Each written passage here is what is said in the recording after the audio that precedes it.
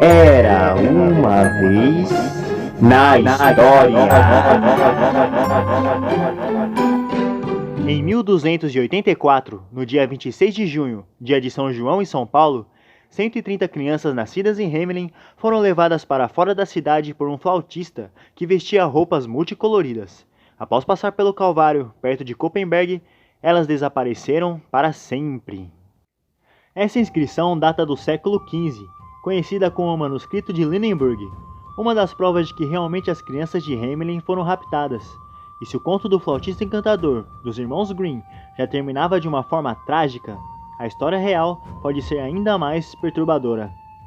A cidade de Hamelin se encontra na Alemanha, na região da Baixa Saxônia, que teve sua fundação durante a Idade Média, e foi justamente na Idade Média que aconteceu a história mais triste da cidade, que é lembrada até os dias de hoje e conhecida mundialmente. E muito mais do que um conto de fadas, possui provas de que realmente existiu tal ocorrido em meados do século XIII, onde um flautista encantador sumiu com os ratos e crianças da cidade. Os irmãos Grimm fizeram com que o conto do flautista de Hamelin ganhasse enorme proporção e se espalhasse por todos os cantos da terra. Conforme a versão do conto dos irmãos, Hamelin era uma cidade que vivia infestada de ratos, tendo muito mais ratos do que cidadãos, e o povo daquele lugar já não suportava mais a presença desses bichos, pois eles realmente estavam em todos os lugares, dentro das casas roubando as comidas, nas ruas e escolas, invadindo comércios e se multiplicando cada vez mais. Um dia, chegou à cidade um homem de roupas coloridas, dizendo que sabia como acabar com aquele problema e prometendo levar todos os ratos para fora da cidade. Foi prometida então a recompensa de uma moeda de ouro pela cabeça de cada rato que ele matasse.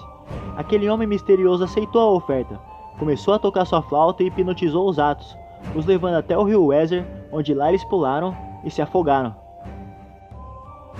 O povo de Hamelin ficou muito alegre e festejou pelo fim da praga de ratos na cidade, mas quando o flautista foi buscar a sua devida recompensa, ele foi surpreendido com a falta de compromisso do prefeito, que disse que não cumpriria tal acordo, pois o flautista não apresentou a cabeça de nenhum rato. E além disso, ele não teria feito nada demais, apenas tocou uma música.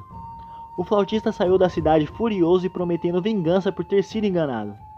Algumas semanas depois, enquanto o povo estava na igreja, o encantador misterioso voltou à cidade e, dessa vez, ao tocar sua flauta, as crianças é que foram hipnotizadas, sendo levadas para fora da cidade e nunca mais serem vistas.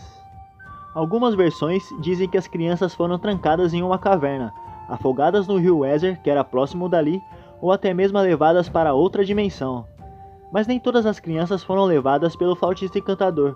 3 delas ficaram para trás. Uma por ser cega e não saber para onde ir, outra por ser surda e não escutar a música que os hipnotizava, e outra por ser coxa e não conseguir acompanhar o grupo, ficando para trás. As primeiras menções dessa história se encontravam no vitral de uma igreja em Hamelin, ainda no século XIV. Porém, como a igreja foi destruída na Idade Média, o conto foi se passando de forma oral para manter-se vivo. Porém, a verdadeira história se perdeu no tempo. As teorias sobre o que aconteceu com as crianças levadas são assustadoras, bem piores do que a versão final dos irmãos Grimm. Existem algumas teorias que tentam explicar a veracidade desse conto, mas por mais que os historiadores tentaram buscar respostas para o que de fato aconteceu com as crianças, isso é um mistério até os dias de hoje.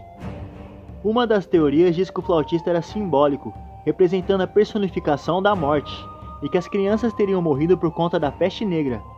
Mas essa teoria não tem tantos fundamentos, já que o ápice da peste negra foi mais de 50 anos depois, e também os atos não estavam na versão original da lenda, sendo acrescentados somente no século XVI.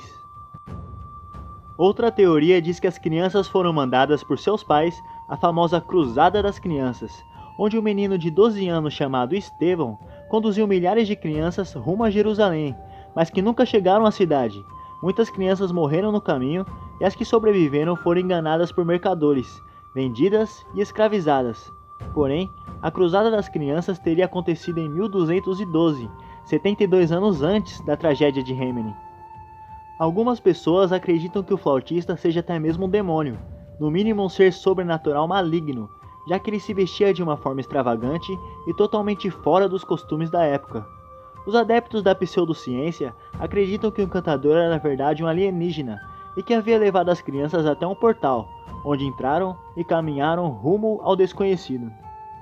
Já para alguns historiadores, o que aconteceu de fato é que as crianças de Hamelin foram levadas para outra cidade com a permissão de seus pais, já que a miséria era grande naquele lugar e eles não conseguiriam criar e cuidar de seus filhos de maneira alguma. E uma evidência disso é que alguns sobrenomes comuns de Hamelin também se encontravam nas regiões para onde houve essa migração. Mas o povo todo permitiria que as crianças fossem embora dessa forma? Havia tanta miséria assim em Hamelin para que eles aceitassem não haver mais um futuro para a cidade? E se sim, por que apenas as crianças teriam sido levadas? O registro mais antigo de Hamelin data de 1384, que diz: já se passaram 100 anos desde que nossas crianças partiram. E hoje, quase 800 anos depois, tudo isso continua sendo um mistério para todos nós, e que possivelmente nunca descobriremos a verdade. Muitos séculos após, Hamelin ainda se encontra de luto pelas crianças que se foram, e há até uma rua na cidade onde é proibido cantar ou tocar qualquer tipo de música.